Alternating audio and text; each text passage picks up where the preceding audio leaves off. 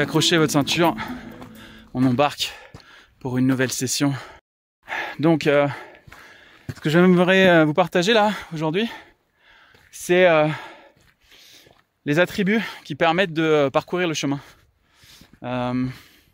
Sympa, hein, le fond. Et c'est pas de l'écran vert derrière. C'est du vrai. Donc les attributs qui permettent de parcourir le chemin. Donc j'ai évoqué un peu cette dimension, ce premier attribut de la discipline. En fait, la discipline, elle n'est pas séparée du chemin, c'est-à-dire que s'il n'y a pas de discipline, il n'y a pas de chemin. J'en ai un petit peu parlé, donc je vais pas me répéter. Je vais passer au suivant, qui en fait est relié, c'est la dimension de l'engagement en fait. Pour parcourir un chemin, il y a besoin d'un engagement, de prendre une décision. S'il n'y a pas d'engagement, en fait, vous allez creuser des trous à droite à gauche, mais vous n'allez jamais creuser suffisamment profond pour aller trouver la source. Et donc, l'engagement, c'est un acte d'amour en fait. C'est un engagement qu'on fait aussi vis-à-vis de soi-même. Moi, j'aime bien cette perspective offerte par le mythe, la légende du Bouddha, qui est à partir du moment où il a pris conscience de la réalité de la souffrance, il a pris la décision de parcourir le chemin, et c'est sa détermination, voilà, qui a fait que il a pu entrer en contact avec quelque chose de signifiant pour sa propre existence humaine, qui fait que on a un héritage aussi aujourd'hui, 2500 ans plus tard, des suites de son engagement en fait. Donc l'engagement, c'est pas optionnel. Voilà, si Siddhartha Gautama, le moment où il s'est assis avant d'atteindre son éveil, il s'était dit ouah, je vais peut-être me mater une série sur Netflix, je suis fatigué, je vais me faire un petit thé, je vais me mettre dans le canapé. Il serait pas allé bien loin en fait, hein. Voilà, après rien de mal à avoir de la détente et pouvoir relâcher un peu la pression. Le problème c'est en termes d'équilibre, quand cette détente devient chronique et que les actes qu'on pose pour parcourir le chemin, il n'y en a plus. Donc première chose, l'engagement. Deuxième chose, c'est relié à la première. Ça peut paraître être des synonymes, mais en fait, il y a des subtilités, c'est la consistance. Être consistant dans ce qu'on fait. Si la discipline, c'est les jambes, être consistant, c'est le feu qui nourrit le moteur en fait.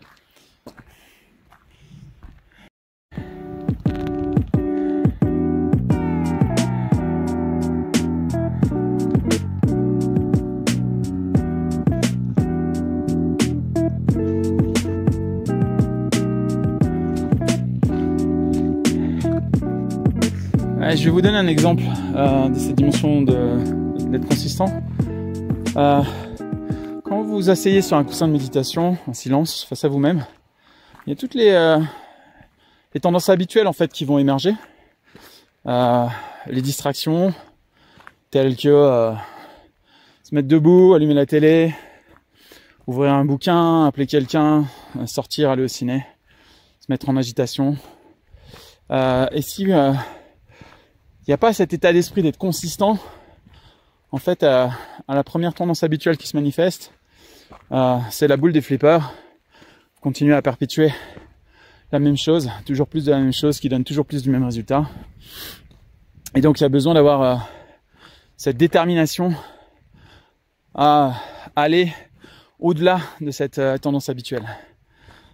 Un peu comme la possibilité d'aller au sommet de cette colline, pour aller voir ce qu'il y a au-delà, au sommet, au niveau du col, apprécier la vue. Le seul moyen, c'est de parcourir le chemin pour arriver jusque là-bas. Et donc être consistant, c'est ce qui permet justement de sortir de ces tendances habituelles. C'est un acte d'amour. C'est choisir de ne pas laisser nos névroses nous guider, mais vraiment faire différemment, choisir différemment. Donc ce troisième attribut, être consistant. Ensuite, quatrième attribut dont je voulais parler, et c'est un attribut qui est vraiment nécessaire en fait pour garder ce qu'on appelle l'esprit du débutant, the beginner's mind. C'est la curiosité. En fait, sans curiosité, on va avoir tendance à étiqueter les choses qu'on rencontre sur le chemin pour se rassurer. Et ça, en essence, c'est un obstacle. C'est un mécanisme qui essaye de nous donner un faux sens de sécurité, l'étiquetage, pour avoir un faux sens de... En fait, ça part du principe que notre cerveau il a une tendance à préférer le connu, même si c'est pas ajusté, même si ça nous met dans la merde. Et donc la curiosité, c'est l'antidote. C'est ce qui permet en fait de garder l'esprit ouvert et de se relier de manière authentique et réelle à ce qui se manifeste en nous-mêmes. Alors ça, c'est valable dans tous les domaines. Moi, en tant que psychothérapeute, praticien en psychothérapie,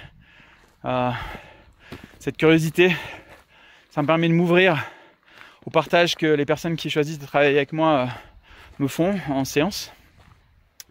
Mais c'est également applicable dans vos propres sessions en psychothérapie, en méditation, quand il y a des choses qui se manifestent à l'intérieur, de faire de la place en fait pour pouvoir accueillir ce qui se passe.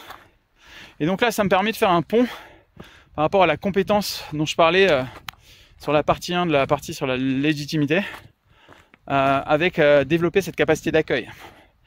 Là, vous pouvez sentir que la capacité d'accueil et la curiosité, c'est des sœurs en fait. Elles fonctionnent main dans la main. C'est parce que je garde cet état d'esprit curieux que je peux en même temps développer cette capacité d'accueil. La tendance à étiqueter, qui est basée sur un mécanisme de survie, du coup ne me permet pas de développer cette capacité d'accueil.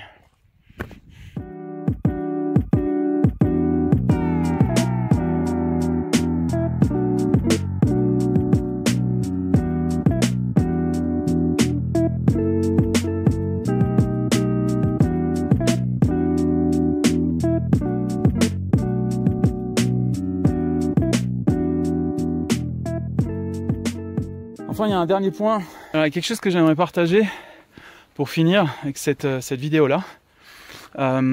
C'est la dimension de la gratitude reliée à la conscience. Je vais prendre l'exemple de ce que la tradition tibétaine partage en termes de la précieuse existence humaine. Avoir conscience que l'existence dont je dispose et le temps qui m'a imparti est précieux. Et du coup, de pouvoir en faire quelque chose qui ait du sens, quel que soit l'âge qu'on a, quelles que soient les conditions de vie qu'on a, on peut faire le choix au présent de changer la donne en fait, de changer nos tendances habituelles et de recréer quelque chose qui soit en adéquation avec cette cohérence dont je parlais dans la partie 1 de la vidéo sur la légitimité. Et de se mettre en cohérence avec soi-même.